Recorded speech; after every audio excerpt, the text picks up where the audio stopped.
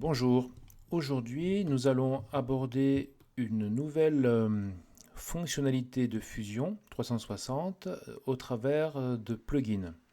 Alors vous voyez là vous avez une petite table qui est dont le piétement, dont les pieds sont conçus sur les principes de design, on va dire volumique sur tranche.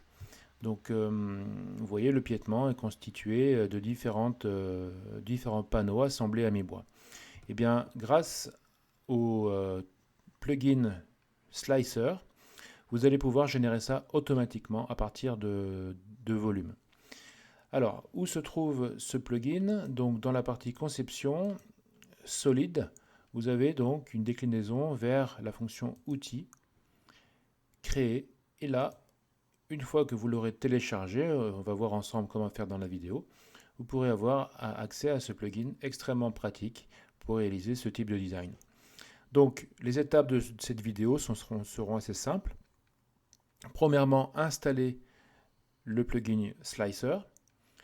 Ensuite, on va générer dans Fusion une forme volumique libre. Donc, ce ne sera pas l'objectif principal de ce tuto. Hein. On en fera d'autres par rapport à ça. Et je vous montrerai dans Slicer comment exploiter toutes ces fonctionnalités pour arriver à un design volumique par tranche.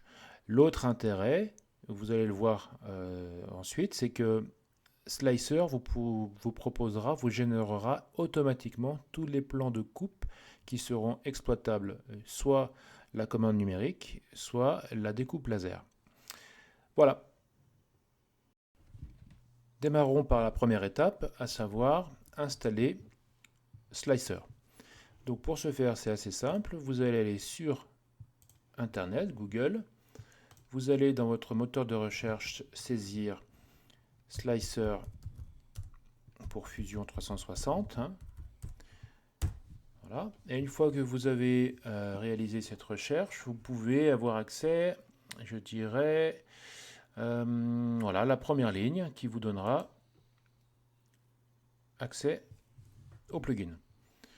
Donc voilà, il y a une petite mise à jour qui s'est opérée récemment par rapport à Fusion. Donc vous pouvez aller choisir ce lien, donc Slicer for Fusion 360 en zip, hein, format compressé, soit pour Windows, super traduction, les fenêtres, soit pour Mac. D'accord. Donc quand on est sur Windows, on tape là-dessus.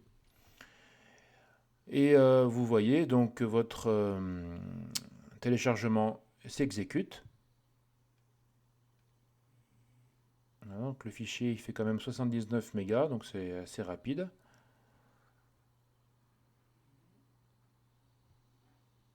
Voilà. Et ensuite, eh ben, il ne vous reste plus qu'à exécuter l'exé, hein, de décompresser le fichier compressé, de l'exécuter. Voilà, donc vous lancez la décompression. Donc j'irai pas au bout sur cette vidéo puisque moi je l'ai déjà fait. Hein, d'accord, donc vous verrez c'est simple. Et ensuite il suffit de répondre aux questions, d'installer le slicer sur Fusion. Juste pour info, faites en sorte que Fusion soit fermé, c'est mieux. Ou si ce n'est pas le cas, quand vous l'aurez installé, eh bien il faudra relancer Fusion. D'accord. Donc je vous laisse exécuter ces opérations et on se retrouve tout de suite dans Fusion. Alors de retour sur Fusion, si les opérations se sont bien passées pour vous, logiquement vous devriez avoir, en accédant à la fonction outil créer de Fusion, l'interface Slicer for Fusion qui s'est créée.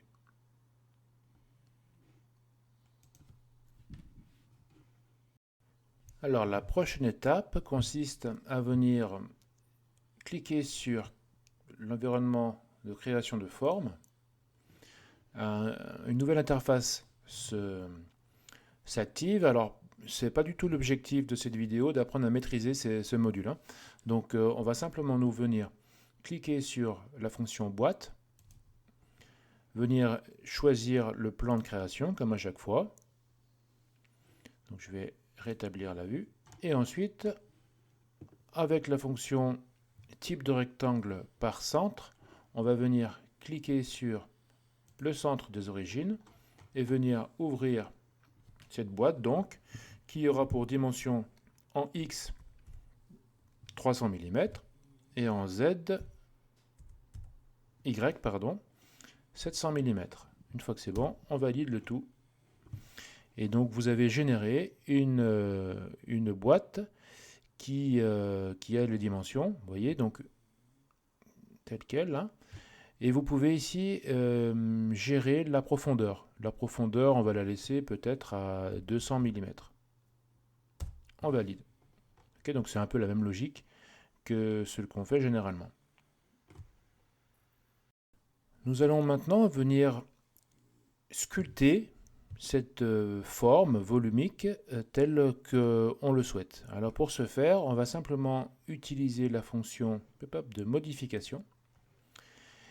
Et bon, simplement, on va venir récupérer un point ici, par exemple, et on va sélectionner l'axe sur lequel on veut agir, et on peut venir manuellement agir sur la forme de manière assez dynamique. Donc ce qu'on va faire, nous, on va par exemple faire un déplacement en Z+, de 80 mm. Voilà, ça me va, on valide. Bon, après, je vous laisserai gérer cette forme telle que vous le souhaitez, hein, c'est un exemple, hein. On va maintenant prendre le point opposé, donc modifier, point opposé, et pareil, hein, je vais essayer de le modifier de manière plus spectaculaire. On va partir sur du 300 mm en Z+, toujours. Hop. D'accord. On va essayer de faire la même chose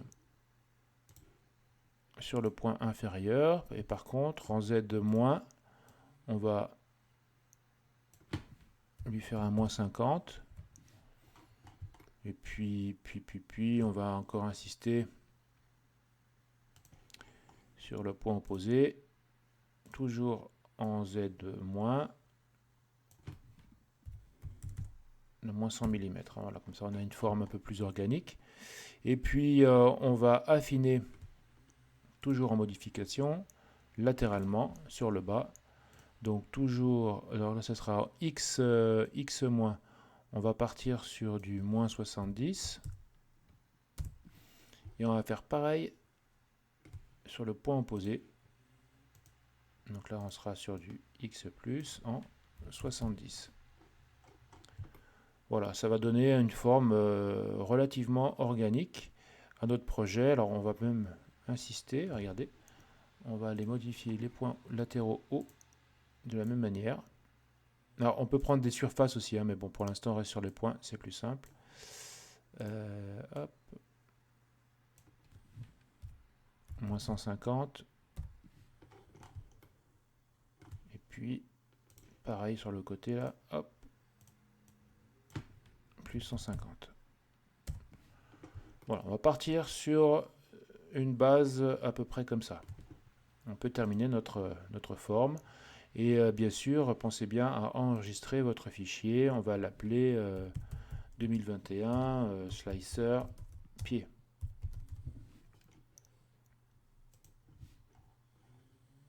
Alors c'est maintenant que ça va devenir assez cool puisque on va pouvoir exploiter slicer. Donc tout simplement, fonction outil, créer et on ouvre slicer. Donc là il vous demande quelle est la sélection. Donc on va utiliser cette forme. Et puis on va dire ça va être le mode de précision d'importation. Donc on va rester sur un mode élevé pour être le plus précis possible. Et on valide. Slicer est en train, voilà, de se lancer, de faire les calculs d'importation du volume dans l'interface. Voilà. Donc on a réussi à importer notre forme dans Slicer. Alors en termes d'interface, sur votre droite ici, vous avez une petite barre de menu qui vous permet, en activant ce bouton, de pouvoir faire une rotation dynamique de votre forme. Ici c'est un déplacement panoramique. Alors, si je prends la main, voilà, latéralement, hein. Bon, on va rester sur cette action. Donc, vous avez toujours le view cube, hein, comme dans Fusion, pas de problème. Alors, ici, dans Manufacturing Settings, il est possible de venir cliquer sur le petit stylo ici. Et nous allons, en activant le plus ici, pouvoir créer un format de panneau qui va pouvoir recevoir les usinages. Donc, ce que je vais vous demander de faire, c'est de le renommer. Vous voulez l'appeler par exemple CP de, je sais pas moi, on va faire ça comme ça. MDF de, allez, 6 mm, et puis vous mettez votre nom. OK ? Ensuite, vous pouvez venir modifier les paramètres. Donc, on va rester sur nous des unités en millimètres. Ici, vous pouvez indiquer la dimension de votre panneau dans lequel on fera les découpes CN ou laser. Donc, en largeur, on va, je sais pas, partir sur un truc un peu bateau, 800. Et puis en hauteur, on va partir sur... Alors, on va faire l'inverse, regardez. En largeur, on va rester sur du 400 mm pour prendre les 300 du pied. Et puis en hauteur, on va mettre 800 pour prendre les 700. D'accord ? Épaisseur, thickness, épaisseur. Donc, on a voulu utiliser un panneau de 6, donc on va mettre 6 mm. Et puis, on va simplement sélectionner le diamètre de la fraise d'usinage. Alors, par exemple, nous, on va dire que cette config sera pour une fraise de défonçage de diamètre 6 mm. Une fois que c'est fait, on valide. Opération importante, bien penser à sélectionner les unités toujours en millimètres et à activer la taille original size de votre forme. Voilà. Il est maintenant possible de venir dans la liste d'accès à tous les panneaux, donc tous les panneaux standards, et en bas, hop, de venir récupérer le panneau que vous avez préalablement créé avec vos propres paramètres. D'accord ? Voilà. Maintenant, c'est là qu'on va devenir plus technique.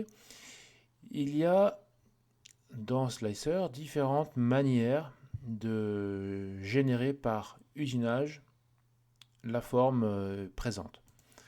Alors, la Stacked Slices, si je l'active, voilà, il vous donne un visuel de la manière dont il va gérer les choses. Alors, pour être simple, regardez, c'est une accumulation de panneaux qui sont faits du bas vers le haut. Et il vous donne, regardez, tous les plans de coupe automatiques en fonction de vos pièces. Alors, quand vous avez des pièces rouges comme ça veut dire qu'il y a des petits problèmes. Je ne sais pas à quoi ils sont dus dans ce cas, mais c'est pas très gênant.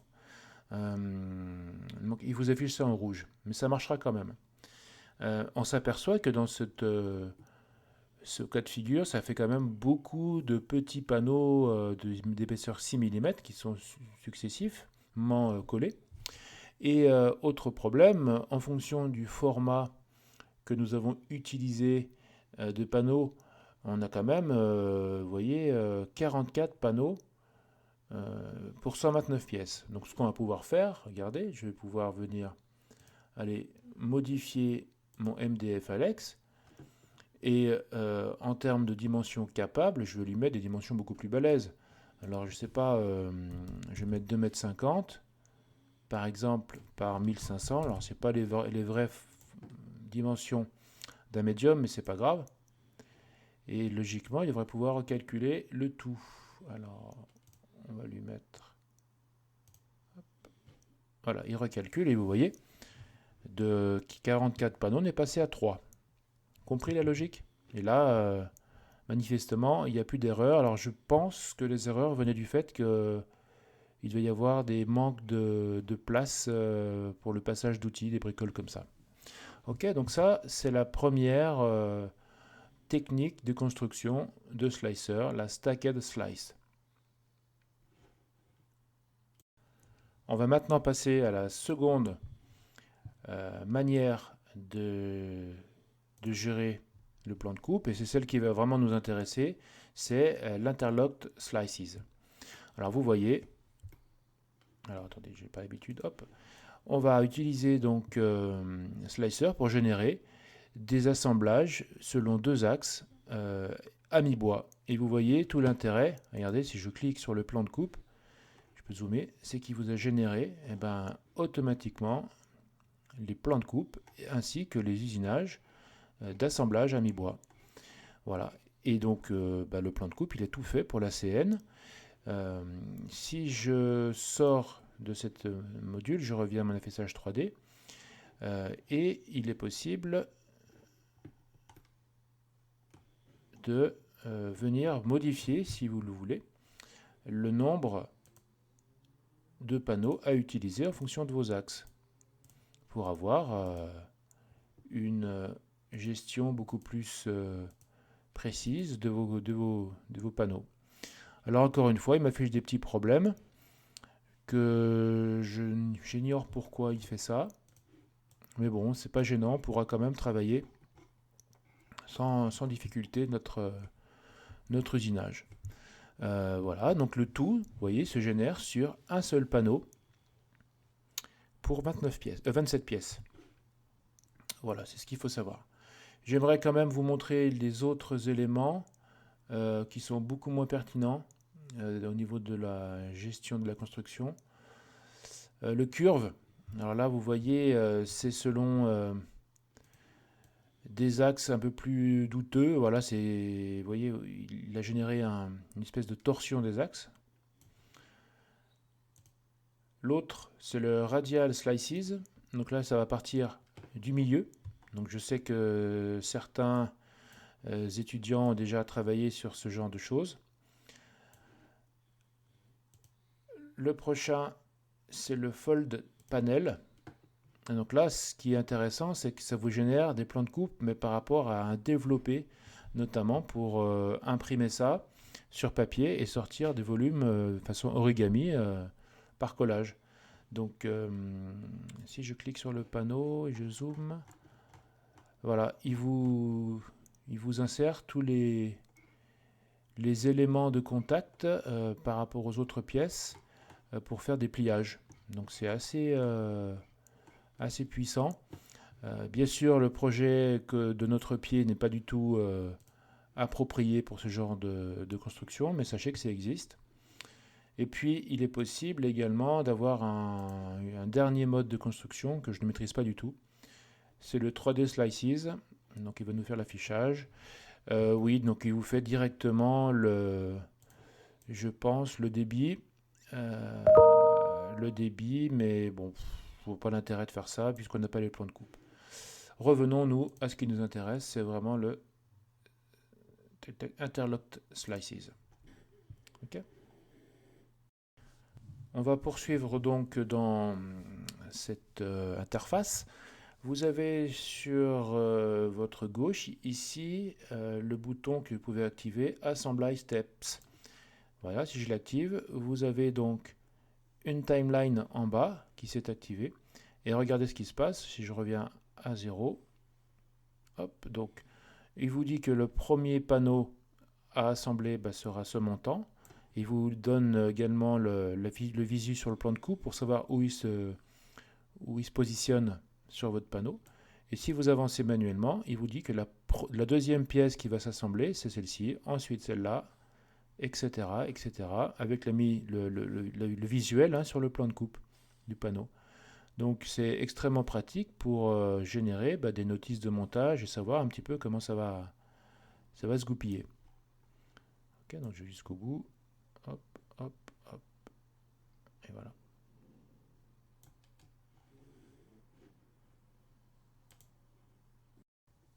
Alors juste pour info, le visuel là il se fait en bas là en cardboard, donc en carton. Il est possible de le mettre en plywood, donc d'afficher le contreplaqué si c'est un contreplaqué, ou alors le plastique, mais ça n'a aucun intérêt. D'accord? C'est que visuel. J'aimerais maintenant aborder la suite de cette interface qui est vraiment l'objectif, je pense, final. C'est le fait d'obtenir les plans, Get Plans. Donc si j'active ce bouton, vous voyez qu'il vous affiche donc le panneau correspondant à nos paramètres, donc 2500 mm si je ne m'abuse en hauteur par 1500 de large, avec toutes les pièces qui sont générées, disposées, avec tout leur profil. Vous avez également des chiffres qui correspondent à des codes pour pouvoir reconnaître les pièces et les assembler entre elles. Tout en bas, vous pouvez donc sélectionner le type de fichier d'exportation. EPS, ça va correspondre à des fichiers qui vont s'ouvrir avec CorelDRAW ou bien Illustrator. PDF, je pense que ce n'est pas la peine que je le précise. Et donc vous allez utiliser, je pense, DXF, c'est là qu'on a le meilleur résultat. Bien penser à faire en sorte que l'unité soit le millimètre. Vous pouvez soit exporter vers votre disque dur, le plan de coupe ici présent, soit exporter dans votre Fusion directement. Mais pour ça, il faut que vous ayez déjà rempli votre mot de passe Autodesk et votre compte, ce que je n'ai pas fait. Donc moi, ce que je vais faire, je vais exporter ce fichier vers mon bureau. Alors vous voyez, c'est tout simple, hein, il suffit donc fichier DXF, il suffit de mettre un nom, donc plan de coupe. Ah, ici je fais n'importe quoi, donc je refais, hop, plan de coupe, donc je vais mettre ça sur mon bureau, j'enregistre, voilà. Et si je reviens, bon, on va s'arrêter là. Alors poursuivons. Votre DXF qu'on vient de créer, il est possible dans Fusion, on revient sur Fusion, de l'insérer donc à partir de la fonction insérer et puis insérer un fichier DXF. Donc à chaque fois, il vous demande de sélectionner le plan de l'esquisse et le fichier. Donc là, c'est tout simple. On va récupérer le fichier sur le bureau qu'on a appelé plan de coupe. On l'ouvre. Alors là, c'est important d'être rigoureux puisque il y a beaucoup d'informations, beaucoup de profils. Donc là, il va calculer les choses. Et une fois que le calcul aura été opéré, il faudra bien penser à ne pas à désélectionner tout ce qui est lié au nombre qui était gravé sur le plan de coupe, puisque ça va générer des profils multiples et ça va alourdir considérablement les choses pour pas grand chose. Donc il faudra être vigilant à ce détail. Donc je vais couper pour l'instant ma vidéo puisque le calcul est en train de s'opérer. Voilà, de retour après plus de 2 minutes de calcul. Voilà, j'ai pu insérer les plans de coupe dans Fusion. Alors c'est ce que je vous disais, ce qui est hyper important, c'est de me virer donc tout ce qui est annotation. Vous voyez, donc les chiffres qui étaient présents sont partis. Et vous pouvez aussi, dans le cadre de notre exercice, supprimer les frames, c'est les panneaux centraux. Ok. Voilà, du coup, j'ai pu générer tous mes plans de coupe avec tous mes entailles, nickel. Donc je valide.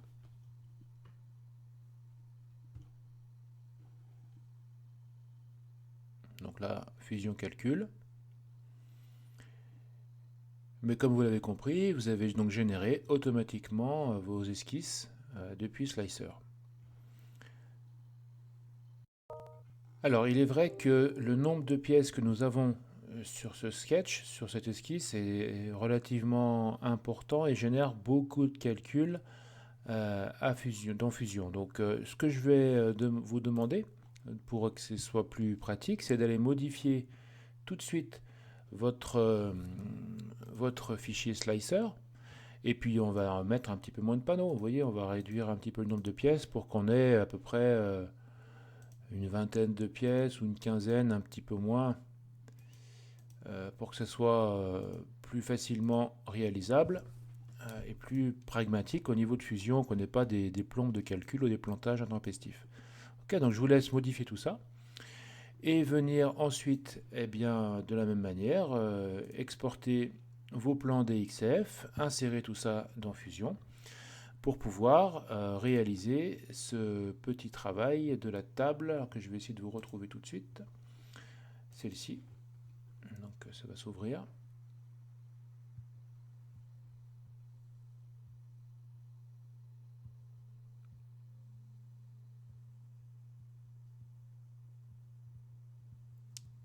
Encore quelques secondes ou quelques minutes, je ne sais pas.